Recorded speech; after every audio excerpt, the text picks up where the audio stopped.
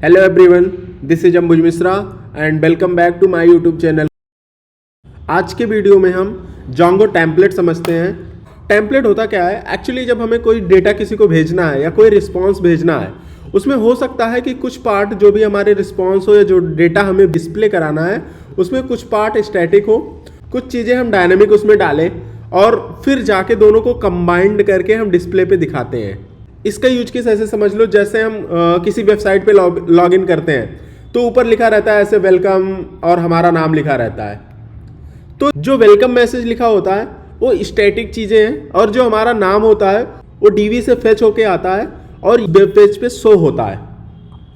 तो टेम्पलेट में हम क्या करते हैं, हम स्टैटिक कोड लिखते हैं और डायनेमिकली कुछ प्लेस होल्डर्स हम वहाँ पे छोड़ते हैं और जिसमें हम वैल्यू डेटाबेस पे ऑपरेशन परफॉर्म करके या कहीं से हम डेटा फेच करके उसमें हम वैल्यू शो करते हैं।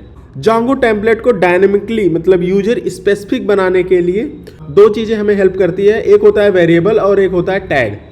जोंगो टैग में हम अपने कंट्रोल के लॉजिक लिख सकते हैं, कंडीशनल स्टेटमेंट लिख सकते हैं like for loop, if else, ये सब लिख सकते हैं टैग में।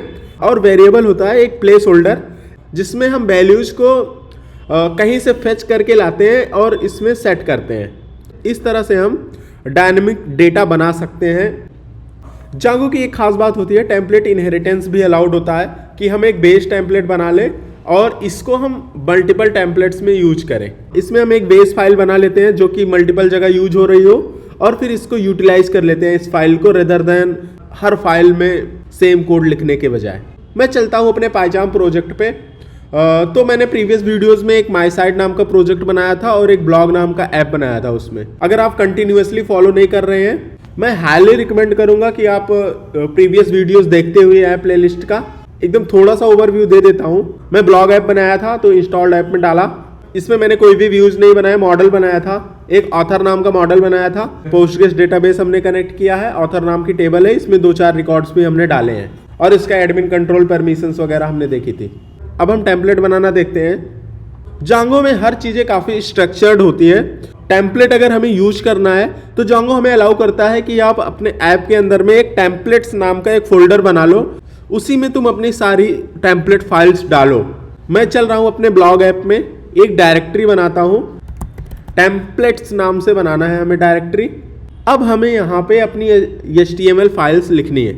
मेनली मैं करने क्या जा रहा हूँ मैं आपको बताता हूँ। मेरा जो ब्लॉग नाम का ऐप है इसमें मैं एक एंड पॉइंट बनाऊंगा गेट ऑथर नाम से। जब कोई भी इस URL को कॉल करेगा तो मैं एक HTML रिस्पॉन्स इस पर रिटर्न करूंगा। ये जो HTML फाइल होगी इसको मैं अपने टेम्पलेट फोल्डर्स के अंदर में डालूंगा और जैसे ही कोई गेट ऑथर कॉल करेगा ये फाइल रिटर्न कर दूंगा। अभी इस वीडियो में ये भी देखेंगे कि इस HTML फाइल में हम डायनेमिकली वैल्यूज कैसे डालते हैं। फर्स्ट स्टेप क्या होता है, हमारा जो अपना मेन प्रोजेक्ट है ना, इसमें urls.py फाइल है, इसको मैं कॉपी करता हूँ और इस ऐप के अंदर में मैं जो भी एंड पॉइंट बनाऊंगा उसको मैं इस ऐप की urls.py में डिफाइन करूंगा। तो मैं यहाँ पे आया, urls.py फाइल बनाया। मैं थोड़ा सा क्लीन अप कर देता हूँ। यहाँ पे हमें एडमिन की ज़रूरत नहीं है, मैं एंड पॉइंट बनाता हूँ। मैं यहाँ पे एंड पॉइंट बनाऊंगा गेट ऑथर। यहाँ पे मैं एक फंक्शन कॉल करूँगा, उस फंक्शन को मैं अपने व्यूज़ में लिखने चल रहा हूँ। मैंने बनाया यहाँ पे डेफ गेट ऑथर फंक्शन। ये बाय डिफॉल्ट रिक्वेस्ट लेता है। मैं अभी यहाँ पे कोई भी HTTP रिस्पॉन्स रिटर्न करने चल रहा हूँ। From jongo.http import HTTP response और मैं यहाँ पे अभी ओके रिस्पॉन्स रिटर्न कर रहा हूँ। अभी व्यूज में जो हमने फंक्शन बनाया गेट ऑथर, इसको मैं URLs में चल के कॉल करता हूँ। यहाँ पे मैं पहले व्यूज को इंपोर्ट कर लेता हूँ। From current directory import views dot gate author function. यहाँ पे फंक्शन कॉल नहीं करना है, हमें फंक्शन का कॉन्टेक्स्ट पास करना है। तो हम यहाँ पे ब्रैकेट्स नहीं लगा सकते, यहाँ पे सिर्फ फंक्शन नेम देना है, कॉन्टेक्स्ट पास करना है। नेक्स्ट स्टेप होता है कि इस ऐप के अंदर जो तुमने urls.py फाइल बनाई है इसको मेन प्रोजेक्ट के urls.py फाइल में आके रजिस्टर करो। यहाँ पे मैंने इंक्लूड फंक्शन इंपोर्ट किया ये सारी चीज़ें मैंने प्रीवियस वीडियोस में एक्सप्लेन की है, मैं वैसे फटाफट करके दिखा दे रहा हूँ। मैं अपने मेन प्रोजेक्ट में ब्लॉग के अंदर जाऊँगा और ब्लॉग के अंदर में चल के इंक्लूड कॉल कर लेता हूँ। यहाँ पे हमें इस url.py का हमें पाथ देना होगा। पाथ इन द सेंस इस ऐप का नाम डॉट फाइल का नाम, बस यहाँ पे कॉमा लगाओ। अब ये रजिस्टर हो गया। अब हमने जो ब्लॉग के अंदर urls.py फाइल बनाई है, जो भी एंड पॉइंट्स बनाए हैं, इसको मैंने अपने मेन प्रोजेक्ट के साथ इंक्लूड कर दिया। एक चीज़ और याद रखना कि ऐप को हमेशा आपने रजिस्टर कर रखा हो इंस्टॉल ऐप के अंदर। मैं सर्वर रन करके इस एंड पॉइंट को हिट करके देखता हूँ क्या रिस्पॉन्स आता है। python manage.py रन सर्वर और एंड पॉइंट पे क्लिक किया। अभी पेज नॉट फाउंड क्योंकि मैं अभी करेक्ट एंड पॉइंट पे कॉल नहीं कर रहा हूँ। मैं गया ब्लॉग के अंदर, मैंने गेट ऑथर नाम से एंड पॉइंट बनाया है। जैसे मैंने हिट किया ओके रिस्पॉन्स रिटर्न हो गया। ओके इसलिए रिटर्न हुआ क्योंकि मैं व्यूज में यहाँ पे मैं रिस्पॉन्स पे ओके रिटर्न कर रहा हूँ। अभी तक तो हुआ नॉर्मल, मैं रिस्पॉन्स रिटर्न कर रहा हूँ। अब मुझे यहाँ पे कोई HTML पेज रिटर्न करना है। उसके लिए हमें अपने ऐप के अंदर में जो टेम्पलेट नाम की डायरेक्टरी हमने बनाई और इसके अंदर में अपनी HTML फाइल एक बनाते हैं और इस HTML फाइल को हम रिटर्न करेंगे। मैंने बनाया first.html नाम से एक फाइल बनाया। मैंने यहाँ पे बेसिक कोड लिखा है। मैं यहाँ पे आके एक हेडिंग बनाता हूँ, this is my first page. अब मैं इस HTML फाइल को कॉल करूँगा। मैं गया अपने व्यूज फंक्शन में। यहाँ पे हमें रिक्वायरमेंट होगी Django टेम्पलेट। यहाँ पे हमें रिक्वायरमेंट होगी एक लोडर पैकेज के Django टेम्पलेट की, जो Django के स्टैंडर्ड पैकेज में आता है। पहले हम टेम्पलेट गेट करते हैं। Loader dot gate template function call करो और इसमें सिर्फ टेम्पलेट का नाम पास कर दो, बस गेट टेम्पलेट फंक्शन। और टेम्पलेट का नाम मैंने दिया है first.html। यहाँ से हमें टेम्पलेट मिल गई। हमें इस टेम्पलेट को रेंडर करवाना है। हम इस टेम्पलेट का मेथड कॉल करते हैं रेंडर। इससे क्या होगा कि जैसे ही कोई गेट ऑथर को हिट करेगा ये टेम्पलेट ढूंढ के लाएगा। अगर टेम्पलेट उसको मिली तो उसको रेंडर कर देगा, अगर नहीं मिलती है तो 404 या कुछ एरर दे देगा। अभी मैंने रेंडर किया, सर्वर को रिस्टार्ट किया, करेक्ट एंड पॉइंट पे गया blog/get author। आप देखो मैंने अपने HTML फाइल में यही लिखा था, this is my first page. हमने अभी तक देखा कि हमने एक टेम्पलेट नाम का फोल्डर बनाया है और उसमें एक स्टैटिक फाइल रख दिया हमने फर्स्ट नाम से। जब भी कोई हमारे ब्लॉग ऐप का गेट ऑथर का एंड पॉइंट कॉल करता है तो मैं इस HTML फाइल को रिटर्न करवा देता हूँ एज इट इज़। अब मैं क्या करूँगा कि इसमें कुछ प्लेस होल्डर्स बनाऊँगा P1 P2, और जैसे ही कोई गेट ऑथर फंक्शन कॉल करेगा, जब इस टेम्पलेट को कॉल करूँगा तब मैं उन प्लेस होल्डर्स की वैल्यू पास करूँगा। हाँ, फिर मैं जब रेंडर फंक्शन कॉल करूँगा तो ये टेम्पलेट में पहले P1 P2 जो भी प्लेस होल्डर्स है उसकी वैल्यू फिट करेगा और उसके बाद इसको रिस्पॉन्स में रिटर्न करेगा। टेम्पलेट में प्लेस होल्डर्स डिफाइन करने के लिए हमें डबल करली ब्रैकेट्स लगाने पड़ते हैं। अगर हमें कोई पाइथन लॉजिक लिखना है, कुछ कंडीशनल स्टेटमेंट लिखना है, इफ एल्स फॉर लूप, ये सब लगाना है, उसके लिए हमें Django टैग का यूज करना पड़ता है। और उसके लिए जो भी हमारी कंडीशनल स्टेटमेंट है उसको हम ब्रैकेट्स परसेंटेज और से स्टार्ट करेंगे और यहाँ पे हम अपनी स्टेटमेंट लिखेंगे, परसेंटेज और ब्रैकेट्स से इसे क्लोज कर देंगे। चल के देखते हैं। इसमें सेम HTML फाइल को कॉपी करके मैं एक सेकेंड HTML बनाता हूँ, second.html। इसमें this is my first page. First page की बजाय मैं यहाँ पे मैं कुछ Django वेरिएबल्स डिफाइन करता हूँ। मैंने कर दिया यहाँ पे P1। जो भी मैं P1 की वैल्यू अपने व्यूज फंक्शन से भेजूंगा, यहाँ पे उसको फिट करेगा और फिर रिटर्न करेगा। मैं यहाँ पे एक और लिखता हूँ, एक और वेरिएबल बना लेता हूँ, this is my P2 page. मैं आया अपने व्यूज फंक्शन में और गेट ऑथर को कॉल कर रहा हूँ। इस बार मैं टेम्पलेट फर्स्ट के बजाय मैं सेकंड टेम्पलेट को कॉल कर रहा हूँ। नॉर्मल रेंडर के बजाय हमें दो पैरामीटर्स भेजने पड़ेंगे रेंडर में। एक तो जो हमारी रिक्वेस्ट आ रही है रिक्वेस्ट, और एक हमें कॉन्टेक्स्ट भेजना पड़ेगा। मैं एक कॉन्टेक्स्ट डिक्शनरी बनाता हूँ। अब मैं इस डिक्शनरी को कॉन्टेक्स्ट डिक्शनरी को यहाँ पे पास करता हूँ और सेकेंड वेरिएबल होगा हमारा रिक्वेस्ट। अब मैं फिर से सर्वर स्टार्ट करता हूँ। अभी मैं इसको रिफ्रेश करता हूँ ब्लॉग गेट ऑथर को। आप यहाँ पे देखो, यहाँ पे हमने लिख रखा था this is my P1 page. P1 पे वैल्यूज जो भी हमने वैल्यूज भेजी, यहाँ पे उसने सेट करके फिर रिटर्न किया। क्लियरली जो भी वैल्यूज हम यहाँ पे वेरिएबल्स भेज रहे हैं यहाँ पे वो कैच हो रही है, फिर रिस्पॉन्स जनरेट हो रहा है। अच्छा, हमने Django वेरिएबल्स देख लिया। अब Django टैग के बारे में समझते हैं कि Django टैग्स कैसे यूज कर सकते हैं। जैसे अभी मेरा ये HTML फाइल है, सपोज मुझे यहाँ पे कुछ कंडीशनल स्टेटमेंट चाहिए। अगर P1 की वैल्यू 10 से कम है तो कुछ करना है, और 10 से ज़्यादा है तो कुछ अलग तरीके से रिस्पॉन्ड करना है।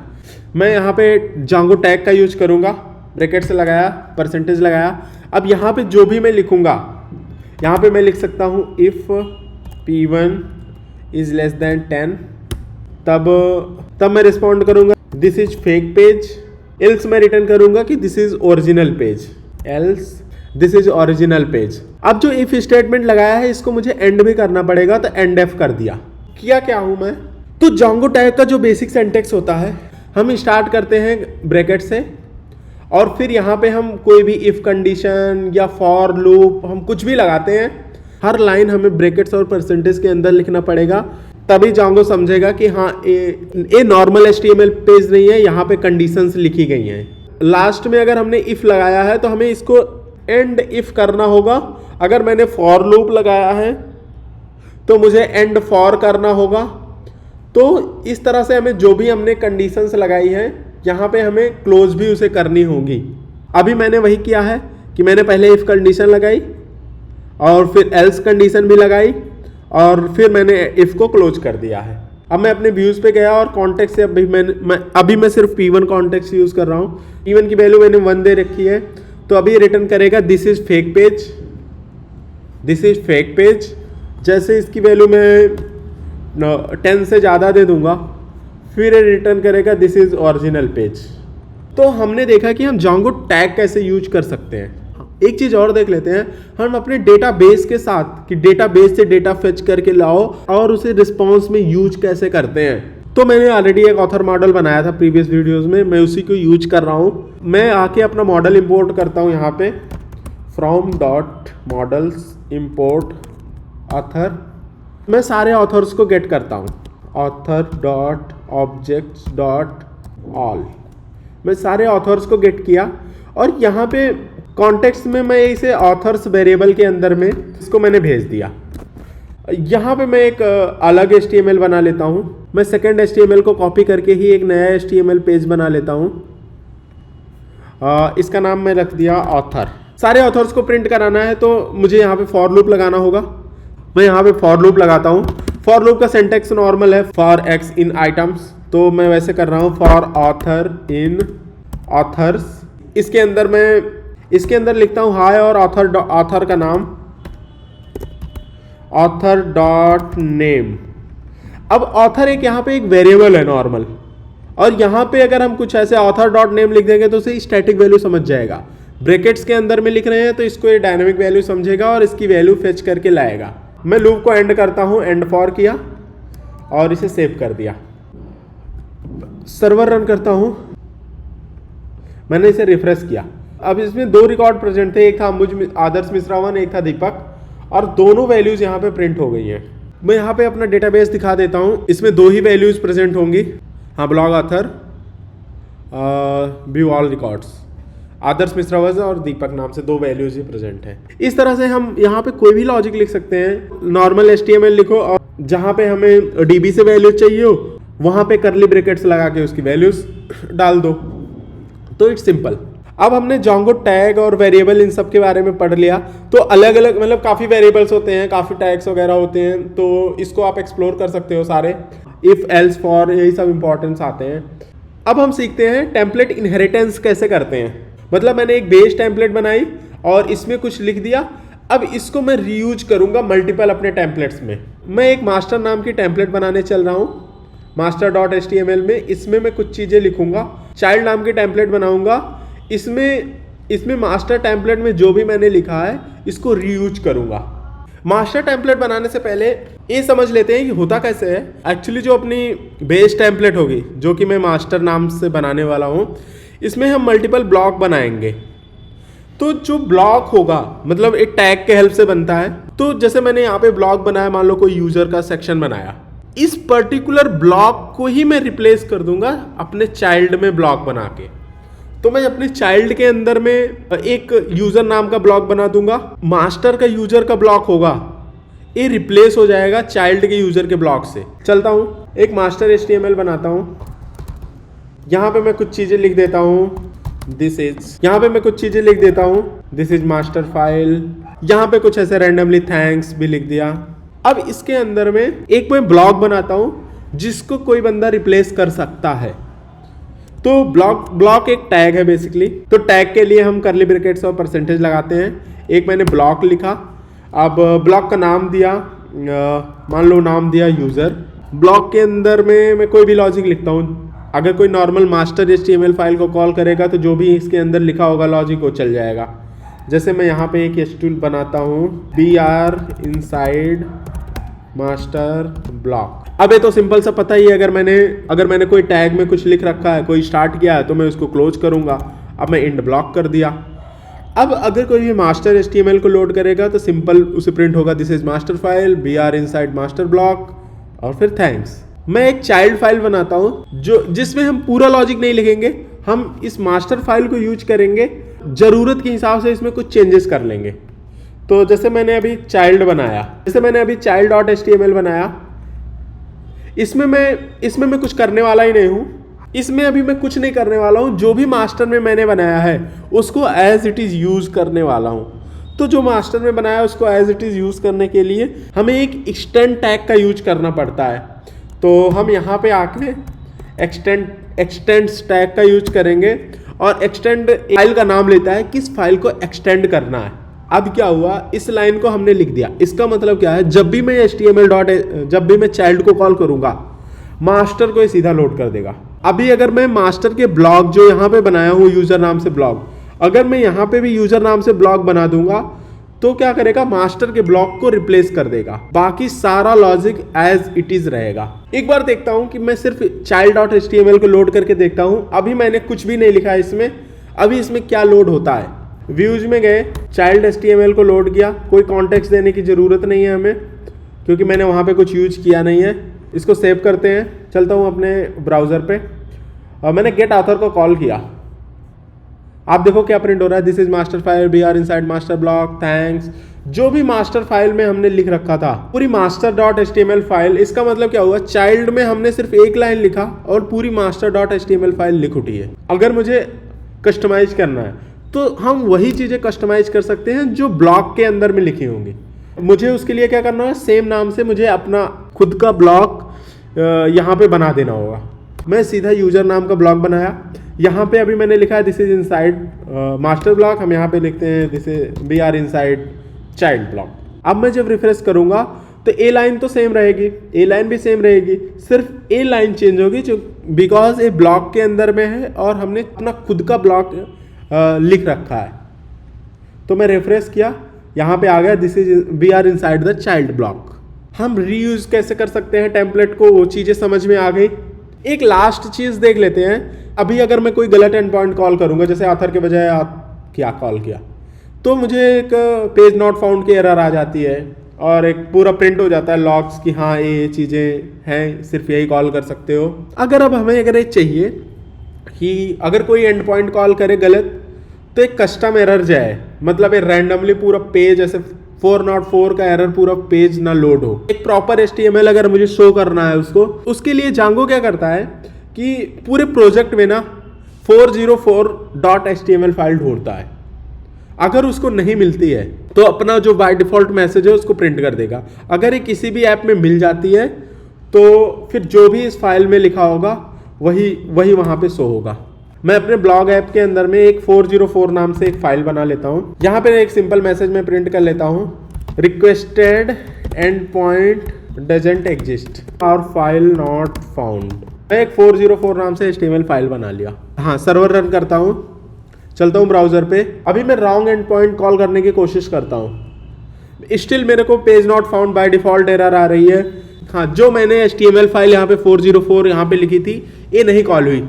उसका रीजन सिंपल है कि जो हमारी सेटिंग फाइल है यहाँ पे डीबग ट्रू है, इसको हमें फॉल्स करना होगा। इसके साथ एक और चीज़ें होती है, अगर तुम इसको डीबग को फॉल्स करते हो तो अलाउड होस्ट भी हमें कुछ ना कुछ डालना पड़ता है। अलाउड होस्ट का मतलब होता है कि जो भी मेरा एप्लीकेशन है किस किस होस्ट से एक्सेस किया जा सकता है। तो मैं अभी यहाँ पे ऑल कर देता हूँ, एस्ट्रिक लगा दो, इसका मतलब ऑल हो गया। अब जब मैं गलत एंड पॉइंट को कॉल करूँगा तो हमारा 404 HTML फाइल लोड होगी। आप ये देखो, requested and point doesn't exist और फाइल नॉट फाउंड। अब यहाँ पे एक चीज़ और सोचने वाली बात होती है कि अगर यहाँ पे अगर 10 ऐप है हमारे, मान लो मैंने ब्लॉग 1 ब्लॉग 2 ऐसे करके 10 ऐप बना रखे हैं और मैं कहीं पे भी गलत एंड पॉइंट कॉल कर रहा हूँ तो कौन से 404 फाइल लोड होगी? तो इसका आंसर है कि जो सेटिंग में जो आपने इंस्टॉल्ड ऐप बना रखे हैं ना, इसमें जो ऐप सबसे ऊपर रजिस्टर होगा, जिस ऑर्डर में रजिस्टर होगा, तो जो सबसे ऊपर का ऐप होगा जो आपने रजिस्टर किया होगा उसमें अगर 404 फाइल प्रेजेंट है उसको रिस्पॉन्ड देगा। अगर उसमें नहीं प्रेजेंट है तो नेक्स्ट ऐप में ढूंढने जाएगा। अगर किसी में नहीं मिल रहा है तो अपना डिफॉल्ट 404 एरर दे देता है। तो आज की वीडियो में इतना ही। हमने स्टैटिक टेम्पलेट लोड करना देखा, हम डायनामिक टेम्पलेट लोड करना देखे, हमने डीबी के साथ वैल्यूज फेच करके और टेम्पलेट में लोड करना देखा, और हमने 404 को कैसे कस्टमाइज कर सकते हैं ये देखा, टेम्पलेट इनहेरिटेंस भी देख लिया, जांगो टैग और वेरिएबल्स को भी हमने कवर किया। तो मिलते हैं नेक्स्ट वीडियो में। आई होप आपको अच्छा लगा होगा वीडियो।